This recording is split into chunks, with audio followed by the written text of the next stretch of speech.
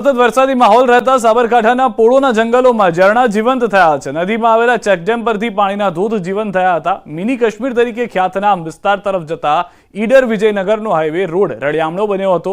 આજુબાજુના જંગલ અને નદીમાં પણ પાણી વહેવા થવાને કારણે નયનરમ્ય દ્રશ્યો જોવા મળ્યા। પાણીના વહેણથી સ્થાનિક તેમજ કુદરતી પ્રેમીઓમાં પણ ખુશી પ્રસરી છે।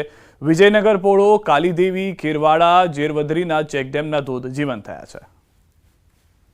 અંબાજી પંથકમાં વરસાદી માહોલ છવાયો છે। બપોરે ધીમી ધારે વરસાદ પડતા અંબાજીના બજારોમાં પાણી ભરાયા। હળવો વરસાદ હોવા છતાં અનેક જગ્યાએ પાણી ભરાતા તંત્રની કામગીરી સામે સવાલ ઉઠ્યા છે। 6 દિવસથી અંબાજી પંથકમાં વરસી રહ્યો છે હળવો અને ધીમી ધારે વરસાદ। ગુજરાતના તમામ જિલ્લાઓમાં પૂરની સ્થિતિ સર્જાઈ હતી। ખાસ કરીને નવસારી જિલ્લાના ઉપરવાસમાં ભારે વરસાદ ખાબકતા અંબિકા નદી ગાંડીતુર બની અને લો લેવલ બ્રિજ સહિત કેટલાય વિસ્તારોમાં ધોવાણ કર્યું। ગણદેવીથી અમલસાડ જવાનો માર્ગ પાણીમાં ગરકાવ થયો હતો। હાલ અંબિકા નદીના પૂરના પાણી ઓસર્યા બાદ બ્રિજના તબાહીના સામે આવ્યા છે દ્રશ્યો। અંબિકા નદી જંગલ વિસ્તારમાંથી પસાર થઈને નવસારી જિલ્લાના ગ્રામ્ય વિસ્તારમાં આવ્યા બાદ અનેક લો લેવલ બ્રિજને નુકસાન પહોંચ્યું છે। ઉપરવાસમાં ભારે વરસાદને પગલે અંબિકા નદીએ રૌદ્ર સ્વરૂપ ધારણ કર્યું હતું। દ્રશ્ય બતાવવાનો પ્રયાસ કરીશ કે જે ગણદેવીથી અમલસાડ ધમરાચા જવાનો જે લો લેવલ બ્રિજ છે એ પાણીમાં ગરકાવ થવા પામ્યો હતો। હાલ જે અંબિકા નદીએ જે રૌદ્ર સ્વરૂપ ધારણ કર્યું હતું, હાલ નદીના પાણી ઉતરતા જોવા મળી રહ્યા છે। જે અંતર્ગત ખાસ કરીને અહીંયાથી જે ધમરાચા અમલસાડ જવાનો જે માર્ગનો લો લેવલ બ્રિજ છે એ બ્રિજ પાણીમાં ગરકાવ થવા પામ્યો હતો। પૂર ગયું, તબાહીના દ્રશ્ય છોડી ગયું। દ્રશ્યમાં જોઈ શકો છો કે પૂર્ણા નદીની અંદર જંગલ વિસ્તારમાંથી આવતી હોય છે એ નદીના જે લાકડા સહિત અને ઝાડ સહિતના જે વસ્તુઓ તણાઈને આવી હતી આ બ્રિજના સ્પામ સાથે અથડાતા બ્રિજને પણ નુકસાન થવાની હાલ ભીતિ સેવાઈ રહી છે। અને ખાસ કરીને જે અંબિકા નદીએ જે રૌદ્ર સ્વરૂપ ધારણ કર્યું, પાણી ઉતર્યા બાદ તબાહીના દ્રશ્યો પણ સામે આવ્યા છે કે બ્રિજનો સ્પામ જે છે એ સ્પામ પણ હાલ ડેમેજ થવા પામ્યા છે। નવસારીની બિલીમોરા નગરપાલિકા વિસ્તારમાં પૂરની પરિસ્થિતિ સામે આવી। પૂરના ભરાયેલા પાણીના આ આકાશી દ્રશ્યો સામે આવ્યા। કાવેરી અને અંબિકા નદીના આકાશી દ્રશ્યો સામે આવ્યા। અંબિકાના કારણે બંદર રોડ વિસ્તાર પાણીમાં જોવા મળ્યો। કાવેરી નદીના કારણે દેશરા વિસ્તાર પાણીમાં ગરકાવ થયેલો જોવા મળ્યો। બેટમાં ફેરવાયેલી બિલીમોરા નગરપાલિકાના આ આકાશી દ્રશ્યો ન્યૂઝ 18 આપના એક્સક્લુઝિવ તસવીરો બતાવી રહ્યું છે। વધુ માહિતી મેળવીશું। ભાવિન ફોનલાઈન ઉપર સંવાદદાતા જોડાઈ ચૂક્યા છે। ભાવિન, જે રીતની નવસારીની પરિસ્થિતિ છે, હાલ પાણી ઓસરવાની શરૂઆત થઈ છે કે કેમ?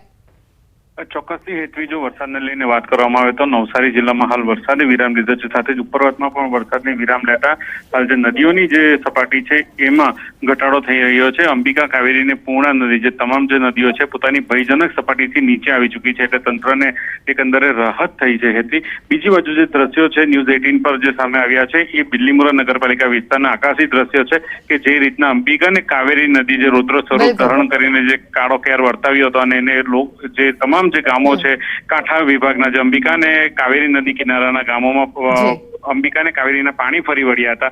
ત્યારના જે આ દ્રશ્યો છે અને પાણીનો ઘટાડો થતા હાલ પાણી ઉતરતા લોકોએ રાહતનો શ્વાસ લીધો, સાથે તંત્રએ પણ રાહતનો શ્વાસ લીધો છે। આભાર ભાવિન માહિતી બદલ।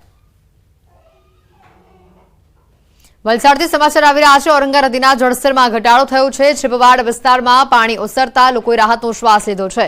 છીપવાડમાં દુકાનોમાં પાણી ઘૂસી જતા ભારે નુકસાન પહોંચ્યું હતું। પાલિકાના કર્મચારીઓ ન ફરકતા વેપારીઓમાં રોષ જોવા મળ્યો। લોકોએ જાતે જ શરૂ કરી હતી સાફ સફાઈ। ડ્રેનેજ લાઇનના પાણી લોકોના ઘરોમાં, દુકાનોમાં ઘૂસી આવ્યા હતા। વેપારીઓ આખી રાત નથી સૂતા। પાલિકામાંથી કોઈ પણ આવ્યું ન હોવાની વાત વેપારીઓ દ્વારા કરવામાં આવી। ઠેર ઠેર કાદવ કિચડના થર જામેલા જોવા મળ્યા। છીપવાડ વિસ્તારમાં 4 થી 5 ફૂટ જેટલા પાણી ભરાયા હતા। મહારાષ્ટ્ર અને ધરમપુર કપરાડામાં પડેલા વરસાદની સીધી અસર જોવા મળી વલસાડ જિલ્લામાં। ખાસ કરીને વલસાડ જિલ્લામાં જે પ્રકારે ઔરંગા નદી ગાંડીતુર બની હતી, જેને લઈને વલસાડનું છીપવાડ એટલે કે દાણા બજાર તરીકે ઓળખાતો વિસ્તાર કે સૌથી વધારે વેપારીઓની દુકાનો આવેલી છે, આ વિસ્તારમાં ગઈકાલે 5 ફૂટ કરતાં વધુ પાણી હતા। વહેલી સવારે પાણી ઓસરતાની સાથે હવે લોકોએ સાફ સફાઈ શરૂ કરી છે। ખાસ કરીને સાફ સફાઈ કરવાની જરૂર નગરપાલિકાને હોય છે, પણ નગરપાલિકાના એક પણ કર્મચારી ફરક્યા નથી ત્યારે લોકોએ પોતાના ઘર દુકાનો બાદ હવે રસ્તા સાફ કરવાની શરૂઆત કરી છે.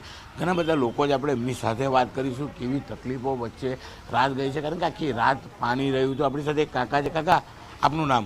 હરીશભાઈ. હરીશભાઈ, આખી રાત પાણી રહ્યું, કેવી પરિસ્થિતિ? 2 વાગ્યા લગીને પાણી રહ્યું. પરિસ્થિતિ એટલી ખરાબ કે આ ડેનેજ લાઈનનું ગટર બી ઉભરાય પણ મ્યુનિસિપાલિટીવાળા કંઈ કરવા નથી આવતા. આ કચરો અમારી જાતે કાઢ્યો. મંદિરમાં બી પાણી ઘૂસી ગયું તો અમારે જાતે કાઢ્યું છે. કોઈ નગરપાલિકાવાળા કોઈ આવ્યું નથી. હજુ કચરો ટાઈમને ટાઈમ પડેલો છે. બોલો, પાણી આવવાની શરૂઆત થઈ, ઘરોમાં પાણી પેસી ગયા. નુકસાન કેટલું? નુકસાન કંઈ નથી પણ પાણી ભરાઈ ગયા છે. કાડો કિચડ કરતા જ બહુ ટાઈમ નીકળી જાય. કેટલો ભય રહ્યો આખી રાત પાણી? આખી રાત ભાઈ, આખી રાત છૂટા જ નથી, કોઈ બી નથી છૂટા.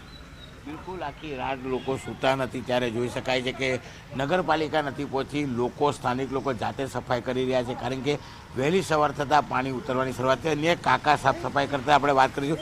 કાકા, આપનું નામ? દિનેશભાઈ. દિનેશભાઈ, શું કહેશો? આખી રાત પાણી રહ્યું, કેટલો ભય? બહુ હેરાન થયા છે અમે, ને આ જાતે જ સાફ સફાઈ મ્યુનિસિપાલિટી તો આવે જ નહીં, ને વર્ષોથી આ સમસ્યા છે જ અહીંયા પાણી ભરાઈ જવાની. વારંવાર આ વિસ્તારમાં તો ઘણા બધા વેપારીઓની દુકાન આવે તે બી બધી અનાજ ને બધું બગડે છે, વારંવાર બગડે છે.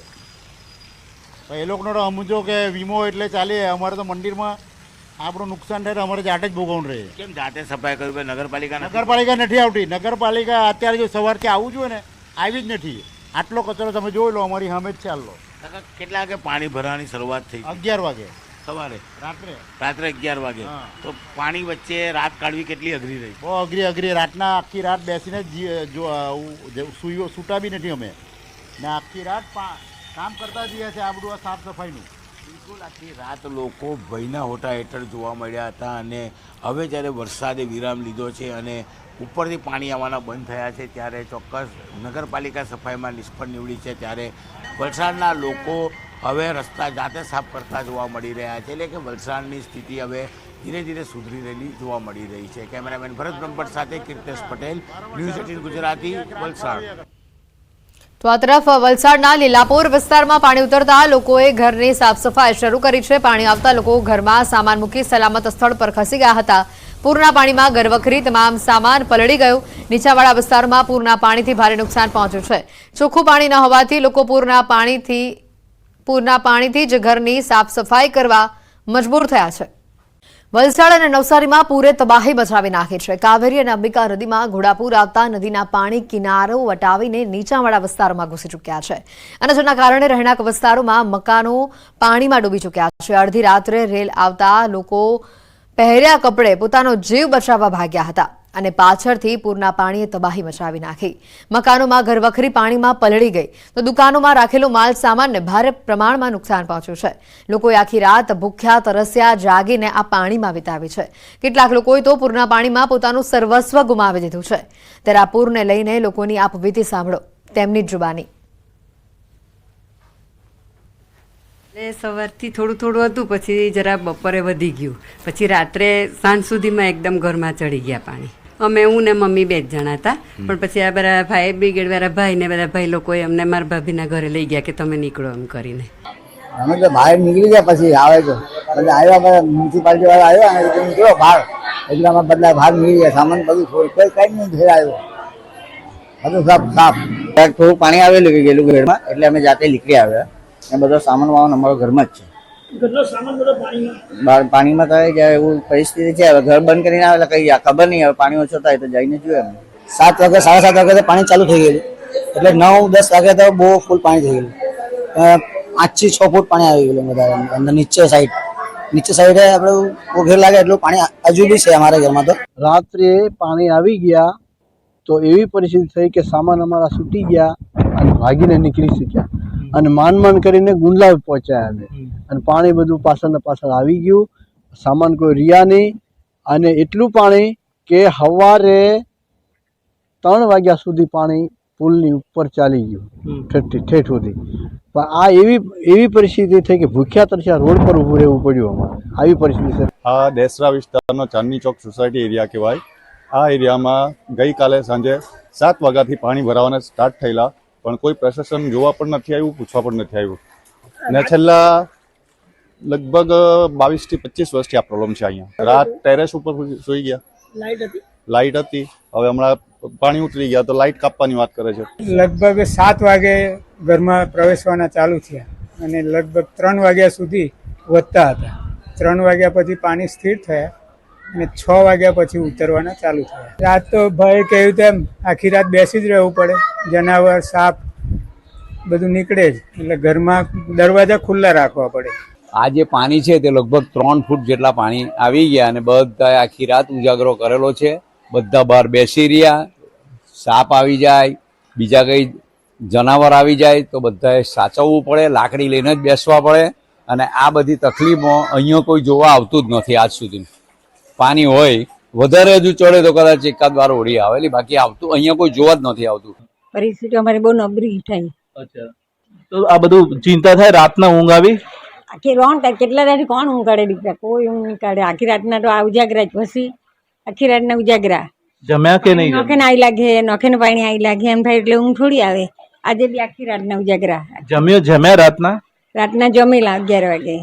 કોઈ આવ્યું તું મદદ માટે? પણ આ લોકો અમે જ્યાં બાજુમાં ગયા. અચ્છા, અહીંયા આગળ જે ઘરનો બધો સામાન હતો એ બીજો કઈ જગ્યાએ મૂક્યો? આ લોકોને ઘેર મૂક્યો છે ને પછી બીજું ઉપર મૂકલું ને આ રહ્યું તે નીકળી ગયું. અચ્છા, બીજા તમારા એકના જ ઘરમાં આવું છે કે બધાના ઘરમાં આવું છે?